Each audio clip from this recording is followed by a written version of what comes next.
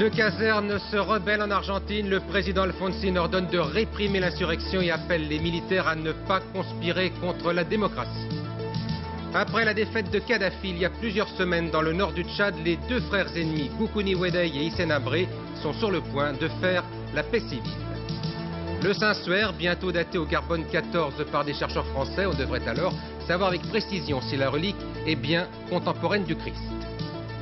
Ce vendredi 17 avril, encore un jour de détention pour les otages français au Liban, Marcel Fontaine et Marcel Carton, Jean-Paul Kaufmann et notre camarade Jean-Louis Normandin n'ont toujours pas été libérés.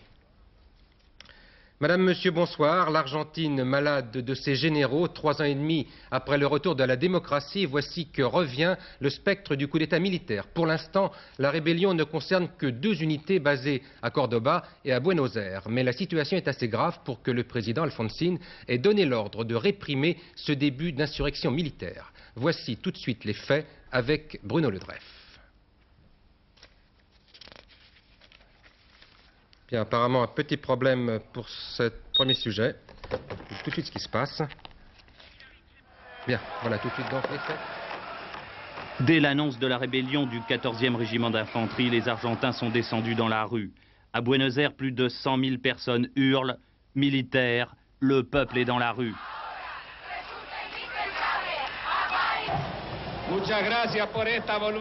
Merci d'être venu défendre la démocratie, leur a répondu le président Raúl Alfonsín. Le président argentin s'appuie sur le peuple, il s'appuie également sur la haute hiérarchie de l'armée. C'est avec ses généraux qu'il vient de décider de faire intervenir les troupes contre les insurgés de Cordoba et de relever de leurs fonctions 2 hauts gradés. La garnison de Cordoba, 700 km au nord-ouest de Buenos Aires, le 14e régiment d'infanterie aéroportée se trouve en état d'insubordination depuis hier. Retranchés dans leur caserne, les militaires ont disposé des mortiers et des canons tout autour de leur cantonnement. Ils refusent la destitution de l'un des leurs, le major Ernesto Barreiro, accusé par les tribunaux argentins d'avoir torturé de nombreuses personnes pendant la dictature militaire de 1976 à 1983. 450 militaires et policiers sont comme lui inculpés, tous accusés de torture. Et puis on vient juste d'apprendre que les militaires de l'école d'infanterie de Buenos Aires, également en rébellion, viennent à leur tour de mettre un important dispositif militaire en place autour de leur caserne. L'Église catholique a offert sa médiation. C'est la plus grave crise que doit affronter l'Argentine depuis le retour à la démocratie en 1983. Et la France exprime ce soir sa préoccupation devant la crise argentine et assure le président Raúl Alfonsín de son entière solidarité. C'est ce qu'indique à l'instant un communiqué du Quai d'Orsay, le ministre des Affaires étrangères français. Alors ce n'est pas la première fois que le président Raúl Alfonsín se trouve ainsi opposé à une partie de l'armée. C'est en tout cas la conséquence des procès engagés contre des militaires tortionnaires de l'époque de la dictature. Apparemment, la loi d'amnistie, qui devait pourtant contribuer à réconcilier l'armée et la nation, cette loi n'a pas suffi à calmer une armée toujours traumatisée par la défaite des Malouines. Pierre Serra. C'était la suite de la guerre perdue des Malouines que les généraux de la junte ont dû quitter le pouvoir en Argentine. C'était il y a 3 ans, la fin de la dictature militaire qui tenait le pays sous sa botte depuis 7 ans. Raúl Alfonsín, élu triomphalement président de la République, amenait avec lui la démocratie, un principe de droit, mais surtout une espérance à laquelle adhérait le peuple argentin. Restait à construire et à consolider cette espérance pour la matérialiser. Une situation économique désastreuse, l'inflation galopante de 300%, une dette extérieure ruineuse, les banques créancières réclamant leurs intérêts et parfois même les capitaux investis, constituent, avec la vie qui ne cesse d'augmenter, la vie chère, les obstacles auxquels se heurte Raúl Alfonsín, dont le pouvoir s'effrite sous les critiques. Des difficultés qui s'accroissent dans le même temps sur le plan politique, avec la mise en jugement des officiers coupables d'atteintes musclées et de torture et assassinats aux droits de l'homme. Alors que continue chaque jeudi la ronde désespérée des mères, épouses et familles des disparus, au moins 15 000, dont on voudrait connaître le sort. Le président Alfonsín n'a pas le choix. Il est pris entre le marteau populaire qui réclame le châtiment de tous les militaires qui ont pris part à la répression fasciste qui a sévi sur le pays et l'enclume d'une armée qui est assez puissante pour le renverser s'il va trop loin. Voulant satisfaire les uns sans déplaire aux autres, Raúl Alfonsín fait voter la loi du punto final. Les officiers et soldats contre lesquels aucune poursuite n'a été engagée avant le 22 février 87 seront, aux yeux de la loi, blancs comme neige. Là encore, violente critique des organisations humanitaires, mais surtout en face de l'armée qui relève la tête, qui exige une amnistie totale et qui contre-attaque en réclamant que soit jugée la subversion, c'est-à-dire ceux qui ont lutté contre le régime militaire. Telle est la situation ce soir à Buenos Aires. En Afrique, le rapprochement entre Goukouni Wedeï et Hissène Habré est plus que jamais à l'ordre du jour. Hier, c'est Goukouni qui appelait ses partisans à reconnaître l'autorité du président tchadien Hissène Habré, qu'il avait pourtant si longtemps combattu. Un revirement qui marque peut-être l'entrée dans une nouvelle époque au Tchad. Commentaire de François Cornet. Pour le frère ennemi, le fils du Derdey, réunissant ici sous un seul arbre ce qui reste de son conseil des ministres, l'heure est donc venue de tirer la leçon des récentes victoires d'Hissène Habré, ce qu'il a fait hier au cours d'un voyage au Gabon chez le président Bongo. Pour moi, la guerre est terminée. La Libye, elle aussi, comprend que dans la guerre, on ne rapporte rien. C'est joué, les forces de Goukouni abandonnent Kadhafi et rejoignent le camp d'Hissène Habré, mettant fin à 11 ans de guerre entre les deux hommes dans le désert du Tibesti. Goukouni et Hissène se chassant tour à tour de N'Djamena, la capitale. En moins de 3 mois et en 3 victoires, Fada, Walidoum et Faya Largeau, Hissène Habré a réussi à s'imposer comme chef unique du Tchad. Hissène a gagné la guerre, il lui reste maintenant à gagner la paix. La réconciliation nationale sera perçue comme une humiliation ou une défaite ou une victoire des uns sur les autres, je crois que le Tchad en connaîtra davantage de soubresauts. L'enjeu aujourd'hui entre le vaincu Goukouni et le vainqueur Hissène, c'est la création à N'Djamena, à côté du parti unique actuel, d'un second parti politique qui regrouperait les perdants de la guerre du désert. Le ralliement définitif de Goukouni est à ce prix. Ronald Reagan, très satisfait des propositions de Gorbatchev sur le désarmement en Europe. Le président américain parle même d'accord historique en vue et il presse maintenant ses alliés européens de se déterminer sur ces propositions pourtant diversement appréciées dans les capitales européennes. Daniel Lecomte. Comment vous sentez-vous, monsieur Schulz? Très bien. J'ai passé du bon temps à Moscou, c'était une bonne rencontre. Ravi, monsieur Schulz, au terme de son marathon diplomatique. Un marathon commencé il y a un peu plus de 4 jours à Moscou, qui s'est poursuivi hier à Bruxelles et qui s'est donc terminé ici. Ici, à Santa Barbara, en Californie, où il est venu informer le couple présidentiel en vacances de ses entretiens sur le désarmement. Bon point du président à son secrétaire d'État, après 1 heure d'entretien. Cette visite a été très utile. Elle a réduit l'écart sur bien des points entre nos deux pays. Cette appréciation sur la réduction des armements ensuite, peut-être nous pourrons nous entendre avant la fin de l'année. J'espère que M. Gorbatchev et moi-même pourrons conclure un accord historique sur les relations Est-Ouest lors d'un sommet. Et pour finir, cette assurance de Ronald Reagan afin de désamorcer l'inquiétude de l'Europe, je consulterai personnellement nos alliés de l'OTAN avant d'aller plus loin.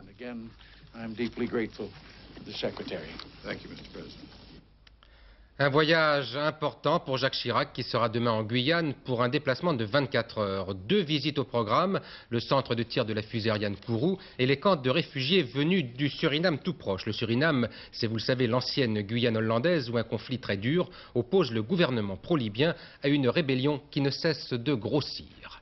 Dominique Thiers. Le Maroni, le fleuve frontière entre le Suriname et la Guyane française. Depuis octobre dernier, d'un coup de pirogue, des milliers de civils viennent se réfugier en Guyane, à Saint-Laurent. Ils fuient la guerre qui oppose depuis près d'1 an les troupes du commandant Desi Boutarcé à celles de Ronnie Brunswick. Ronnie Brunswick, c'est cet homme, jeune, il a 24 ans, un ex-sergent de l'armée régulière qui a pris la tête de la rébellion. Il contrôle avec 300 de ses hommes l'est du pays. Son combat, rétablir, dit-il, la démocratie, le pouvoir est en place, et pro-soviétique, lui, affiche ses amitiés occidentales. Mais dans cette guerre, au plus profond de la jungle, ce sont bien sûr les civils qui en payent le plus cher les conséquences. L'armée régulière les soupçonne d'aider la guérilla. Décembre dernier, expédition punitive. Des enfants, des femmes, des vieillards sont massacrés.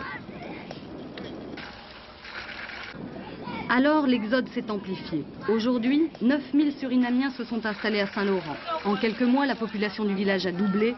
Sur l'ordre de Paris, l'armée française a installé à la va-vite des baraquements, des tentes, 3 camps de réfugiés qui provoquent l'irritation, parfois même la colère des Guyanais. Il est temps qu'ils retournent chez eux, qu'on trouve une solution pour eux. Parce qu'on ne pourrait pas, je ne pense pas que l'État français va continuer pendant un temps vraiment indéterminé à les nourrir et tout, je ne pense pas. Chaque mois, le gouvernement français alloue 6 millions de francs au fonctionnement de ces camps. Distribution de nourriture, de médicaments, de vêtements. De leur côté, les autorités locales manifestent aussi leur mauvaise humeur. Très clairement, le maire de Saint-Laurent pose publiquement ces conditions. Création de véritables camps de réfugiés, loin de toutes agglomérations, empêchant ainsi tout contact avec les habitants. La réponse de Jacques Chirac, ce sera la visite dimanche des camps de Saint-Laurent pour marquer que la France a rempli son devoir humanitaire. Souci prioritaire du gouvernement, éviter que les camps deviennent la base arrière de la guérilla, éviter aussi la contagion en Guyane française. Au lendemain du voyage du roi Fard d'Arabie Saoudite à Paris, une délégation de la Ligue arabe s'est entretenue aujourd'hui avec le président Mitterrand. Elle était conduite par le ministre saoudien des Affaires étrangères. Au cœur des discussions, la guerre du Golfe et les moyens d'y mettre fin, alors que Paris est favorable à une solution fondée sur les décisions du Conseil de sécurité des Nations Unies. L'Italie dispose ce soir, depuis 5 minutes, d'un nouveau gouvernement. Ce sera le 45e gouvernement donc de la République italienne. Il sera présidé par Amintore Fanfani, qui est, vous le savez, de la démocratie chrétienne.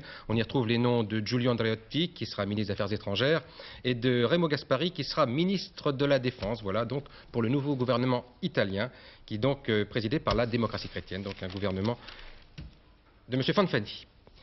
Peut-être la fin d'un mystère 2 fois millénaire, le Saint-Suaire, qui est censé avoir enveloppé le corps du Christ à la descente de la croix. Ce document, cette relique, sera passé au crible des appareils du CNRS. Il s'agit d'en déterminer précisément l'époque. Ce sont des chercheurs français qui seront chargés du travail. Le Vatican a dit oui, après quand même des années d'hésitation. Roland Sicard. Pendant des siècles, les chrétiens y ont cru sans avoir vu. C'est seulement en 1898 que l'image d'un homme mort après crucifixion est apparue sur le négatif d'un cliché pris à cette date par un photographe italien. Aujourd'hui, la science va permettre d'aller beaucoup plus loin. Par l'analyse au carbone 14 de quelques fibres prélevées sur le tissu de la relique, un accélérateur de particules, le tendétron, devrait révéler très précisément la date à laquelle le linceul fut confectionné. Une expérience dont l'Église espère une confirmation. L'Église a une attitude qui est la suivante. Elle conserve avec une très grande vénération ce linge. Mais ce linge a été ainsi transmis de génération en génération avec cette affirmation, c'est un linge qui n'est pas fait de main d'homme. Il nous vient vraiment d'ailleurs que de l'homme.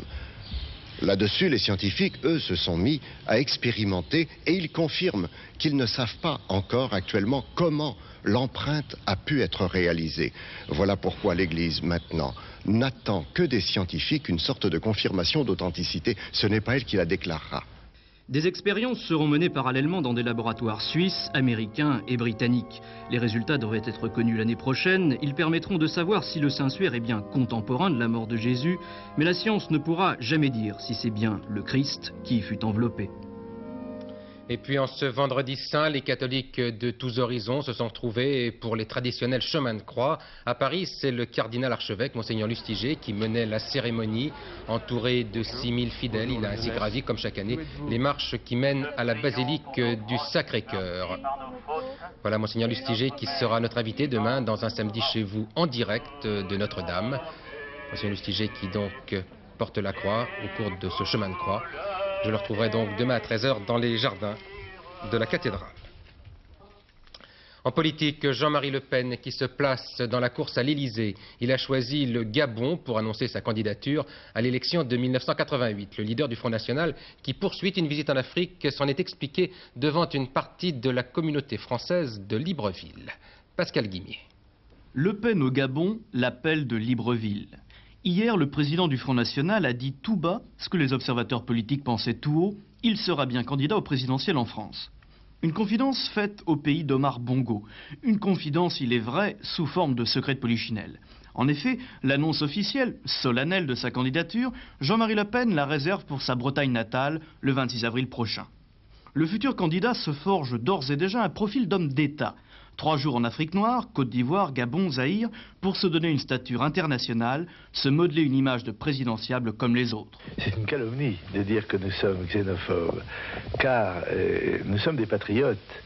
Et comme l'a dit le président Bongo en ce qui concerne le Gabon, c'est lui qui est l'inventeur de la formule, les Gabonais d'abord.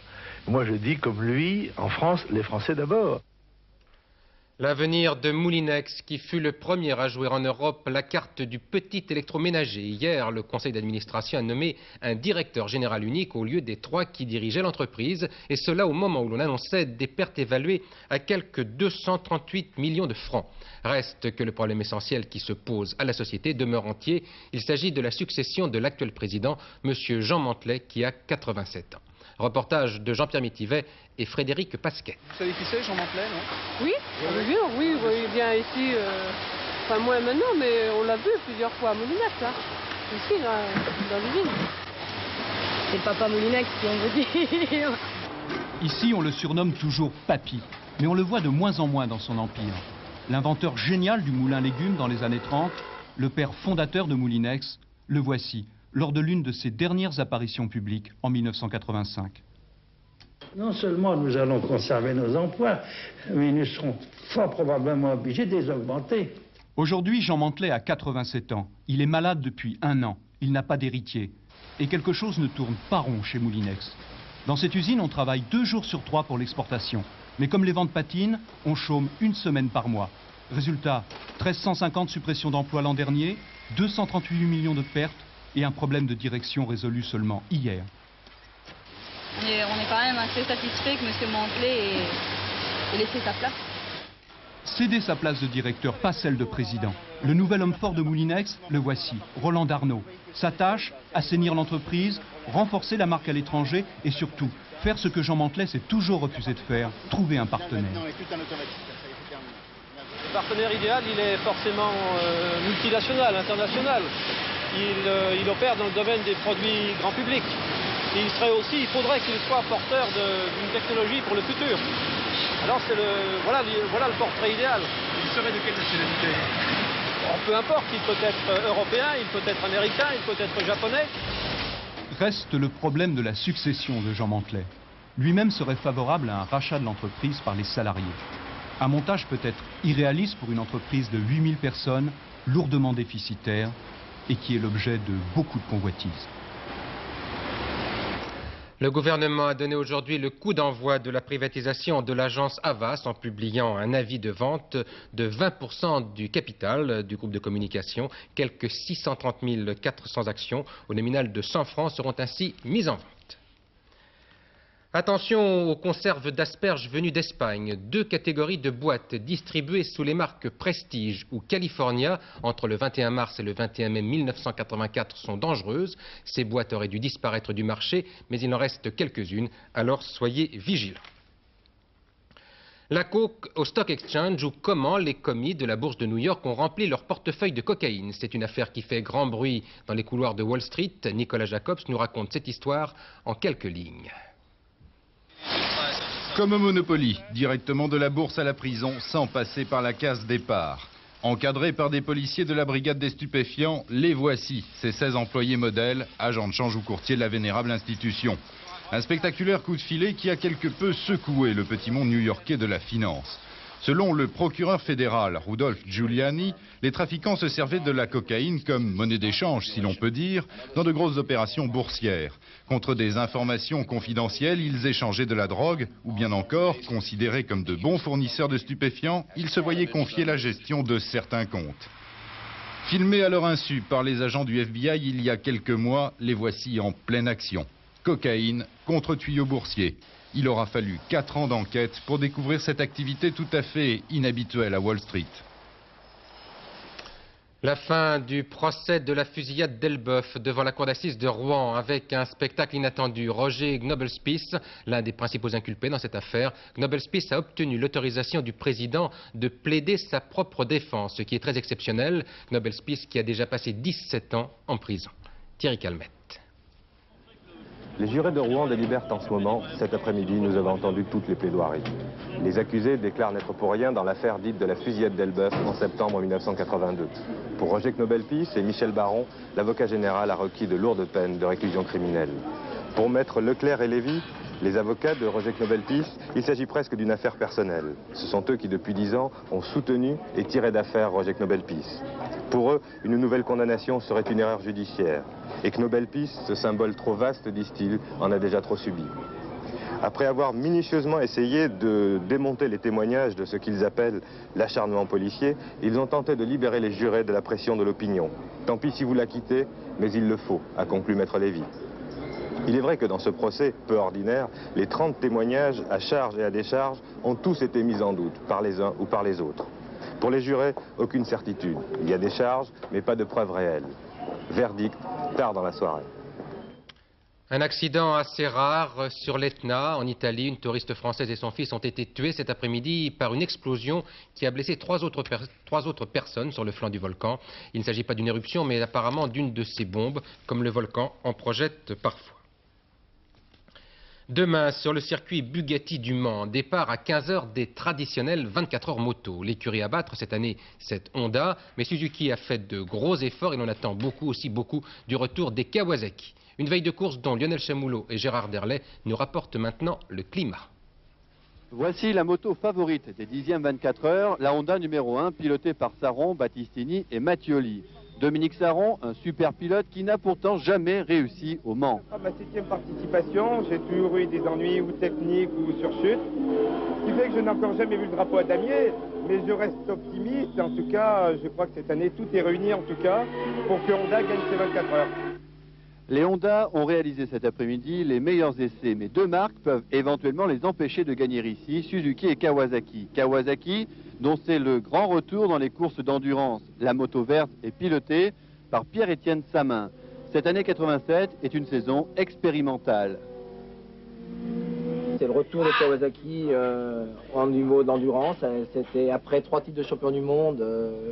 Elle s'était arrêtée donc fin 83 et cette année ils ont décidé d'avoir un programme sur 3 ans et revenir à la compétition.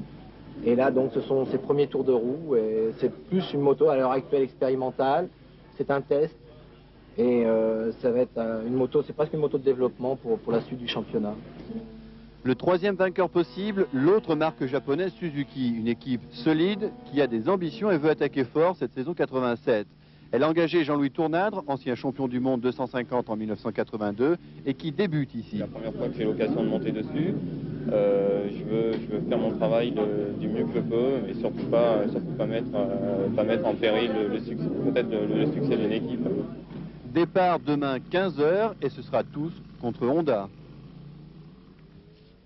Et puis demain, il y a aussi un tiercé, c'est sur l'hippodrome d'Anguin. Voici les pronostics de Lionel Ovadia. Il y aura 15 partants. Lionel vous suggère de jouer le 11, l'As, le 2, le 3, le 5, le 15 et le 14, 11, As, 2, 3, 5, 15 et 14 pour ce tiercé. Et puis la météo avec vous Alain, aujourd'hui à Paris, c'était un peu Paris sur plage. Absolument à Paris et puis également sur toute la France. On va d'ailleurs voir des images, Bernard, de personnes qui se baignaient à Biarritz, regardez bien. Biarritz où il a fait 25 degrés aujourd'hui, alors c'était Biarritz-sur-Mer. Toute la France a bénéficié de ce temps absolument idéal, un temps de juin ou juillet, puisque les normales saisonnières donnent pour Biarritz une température de 15-16 degrés pour cette période du mois d'avril. Et là, donc, je vous le dis, 25 degrés. Ce beau temps qui va continuer demain. Vous voyez que les gens sont complètement dans l'ambiance estivale. Au témoin d'un doute, c'est bien toujours Biarritz-sur-Mer quand même. C'est toujours Biarritz-sur-Mer, oui. La mer n'est pas arrivée jusqu'aux portes de Paris. Nous sommes au bord de la mer, vous voyez. Très bien, regarde l'image, voilà. Pour demain, eh bien, ce beau temps va continuer. Vous pourrez continuer à rester sur la plage sans problème. Vous allez voir la carte du temps. Je dois d'abord donner le titre, Envla, du show Envla, pour parodier Michel Jonas.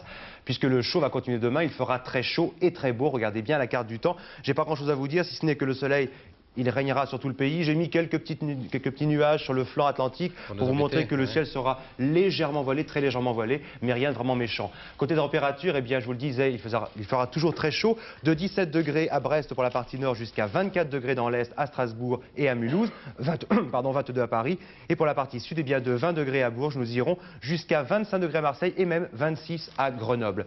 Pour dimanche et lundi, le temps sera beaucoup plus orageux dimanche avec quelques averses, ainsi que lundi, passage nuageux et température avec quelques degrés en moins.